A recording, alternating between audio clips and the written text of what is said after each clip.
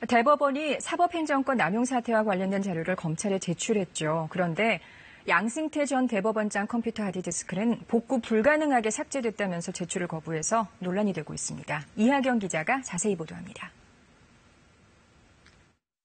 네, 양승태 사법부의 재판 거래 의혹과 관련해서 법원이 검찰 요청 일주일 만에 자료를 제출했습니다. 그런데 일부 자료가 빠져 있었거든요. 이걸 설명하는 용어가 하나 등장을 합니다. 볼까요? 디가우징된 양승태 PC입니다. 이 양승태 PC는 양승태 전 대법원장의 컴퓨터를 말하는 거겠죠. 그럼 디가우징은 무슨 말일까요? 이건 강력한 자기장을 통해서 컴퓨터 하드디스크에 저장돼 있던 정보를 사실상 복구가 불가능하게 싹 다 지우는 걸 말합니다.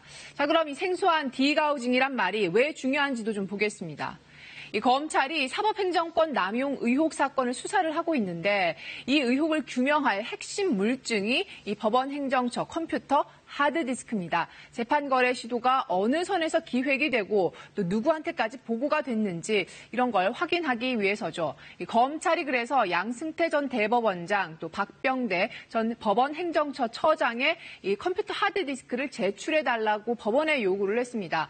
그런데 법원이 이걸 거부를 했습니다. 이유는 이 하드디스크들이 디가우징 방법으로 다 지워져서 복구가 불가능한 상태라는 겁니다. 대신 법원은 이 자체 조사 대상이었던 문건 410개 원본 파일을 포함을 해서요. 일부 자료만 검찰에 넘겼습니다. 이 공무상 비밀에 해당하지 않고 구체적 관련성이 인정된 범위 안에서 제출한 거라고 했습니다. 원래 검찰은 임종헌 전 법원행정처 차장같이 다른 핵심 관계자들 하드디스크도 제출해달라고 했었거든요. 이건 훼손이 안 됐는데도 법원은 제출을 거부했습니다. 또 그리고 업무 추진비, 관용차 사용 내역, 여기에다가 이 메신저 기록 같은 것도 다 달라고 했는데 빠졌습니다. 검찰은 당장 반발하고 나섰습니다. 지금 제출된 자료만 가지고는 결론을 내려면 누가 수긍을 하겠느냐 이렇게 반문하기도 했습니다. 훼손이 됐더라도 이 복구가 가능한지 아닌지는 우리가 확인해 볼 테니까 일단 하드디스크를 달라는 겁니다. 여기에 법원은 그건 이번 의혹이랑은 관련이 없고 공무상 비밀도 담겨 있다, 못 준다 이렇게 맞서고 있는 거고요. 그럼 여기서 드는 의문이 하나 있습니다. 도대체 왜 양 전 대법원장 PC가 디가우징 됐냐는 겁니다. 법원 쪽 얘기를 잠깐 들어보겠습니다. 대법원장도 모르고 계셨지 않았나 싶습니다. 네, 절차에 따랐을 뿐이라는 입장인데요. 업무용 컴퓨터를 안 쓸 때는 자료를 완전히 없애는 게 대법원 규칙이라는 겁니다. 다른 퇴직 법관들 하드디스크도 같은 방식으로 처리를 했다고 합니다. 그런데 시점이 참 미묘합니다. 양승태 전 대법원장이 퇴임을 한 게 지난해 9월 말입니다.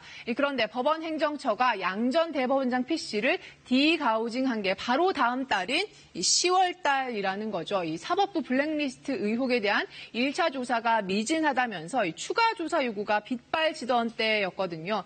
11월에 2차 조사위원회가 시작되기도 전이니까 이 시점에 꼭 이렇게 했어야 했는지 의문이 남습니다.